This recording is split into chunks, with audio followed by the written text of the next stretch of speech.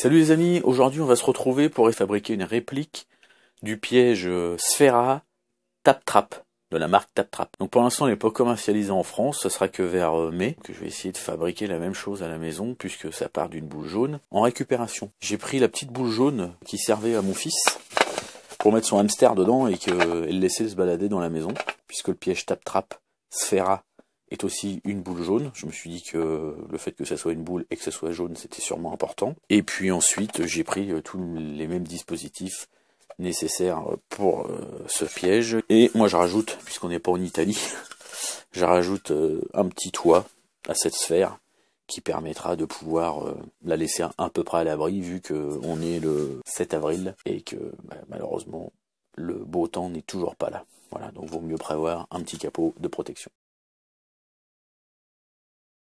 Alors donc pour ce bricolage, j'ai donc récupéré la petite boule qui servait à mettre le hamster dedans pour le promener quand Ethan avait un petit hamster. Voilà. Donc là je viens de l'assembler, je la verrouille, et puis comme ça se déverrouille assez régulièrement, je pensais même lui mettre un petit point de colle. Ouais, non, ça a l'air de tenir. Bon, bah écoutez, on va tester, de toute façon, hein, c'est du test, vous l'avez compris. Donc je vais ranger la colle. Donc voilà, ici j'ai une petite trappe qui s'ouvre. Alors dans cette petite trappe, je vais venir y mettre un morceau de fil électrique, faire passer le fil à l'intérieur, faire un nœud, enfin un double nœud.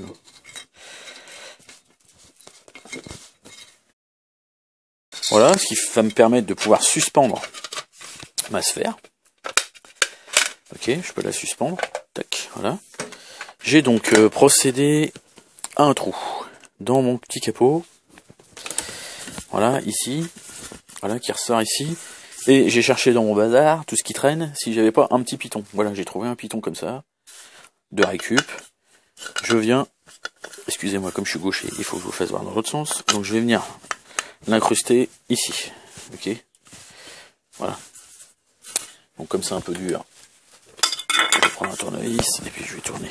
Je suis désolé, je suis gaucher, donc du coup, à la caméra, vous n'allez pas voir grand chose. Voilà. Et ma boule va venir se crocher dessus. Comme ça, elle sera globalement à l'abri. Ok. Ensuite, dans la notice du constructeur, donc de monsieur Tap Trap, il préconise de venir mettre autour de la sphère de la colle. Mais bien évidemment, pour que ça soit réutilisable, il nous propose donc de venir l'emballer dans du film étirable. Voilà, film étirable de cuisine. Hein.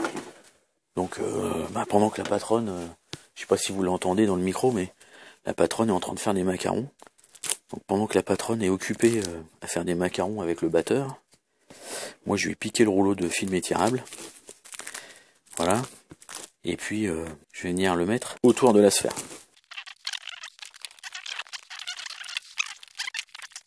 Voilà, la boule est protégée. Voilà, ça donne un truc comme ça. Hein. C'est pas pour faire de l'art, c'est vraiment du test. Prochaine étape, on va venir mettre de la colle dessus. Donc là, on n'a pas trouvé d'autre solution que d'acheter un tube de colle anti-nuisible. Voilà. Tac. Donc ça coûte 5 ou 6 euros chez Gamme Vert, il n'y a que là que j'ai trouvé. Donc là, on vient étaler sa colle. Pif. Voilà, il faut essayer de... En fait, ça s'étale, vous voyez. Il faut en mettre un trait, et ensuite on l'étale. Voilà, ça fait des grandes surfaces de colle, vous voyez. Hop. Je sais pas si vous voyez grand chose d'ailleurs. Voilà. Ça s'étale pas comme un tube de colle. Vous venez poser votre main dedans, ça marche aussi. Voilà. Et ensuite vous tirez dessus et ça étale le trait de colle que vous mettez. Voilà. Forcément, il faut faire attention, à un moment donné, c'est vos doigts que vous mettez dedans. Je ne veux pas en mettre de trop, tout simplement que si ça fonctionne pas, c'est pas la peine de gaspiller de la camelote. Et ensuite, dessus, je vais venir placer de la pâtée pour chat. Comme ça, le frelon asiatique, donc les reines fondatrices qui ont besoin de protéines, vont venir se piéger dessus, logiquement. Voilà. Et comme c'est des protéines, ça ne devrait attirer que des carnassiers, donc soit des frelons asiatiques. J'espère que ça sera les frelons asiatiques, puisque les frelons ne nous embêtent pas plus que ça, quoi. Voilà, donc après de l'au-dessus, je remets le petit crochet qu'il y avait d'office, flac, un petit crochet, et j'irai vous faire voir où je le croche au niveau du rucher. Je vais procéder à la pose de la pâté pour chat. Donc j'ai croché ça voilà, dans la position où ça va se situer à peu près tout à l'heure. Et avec l'aide d'un petit bout de bois, je vais prendre de la pâté pour chat que je vais venir étaler dessus.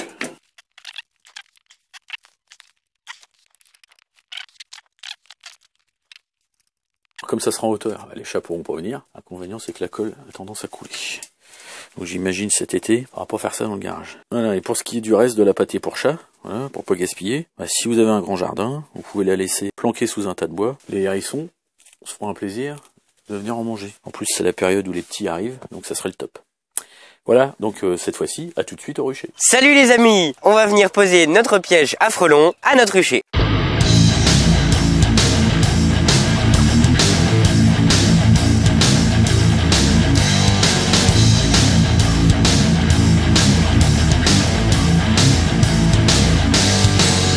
Rendez-vous dans une dizaine de jours pour voir le résultat de notre piège. Si vous avez aimé, vous pouvez mettre un like. Pour nous suivre, vous n'avez qu'à vous abonner. Et mettez un commentaire, ça fera toujours plaisir. Allez, bis les amis!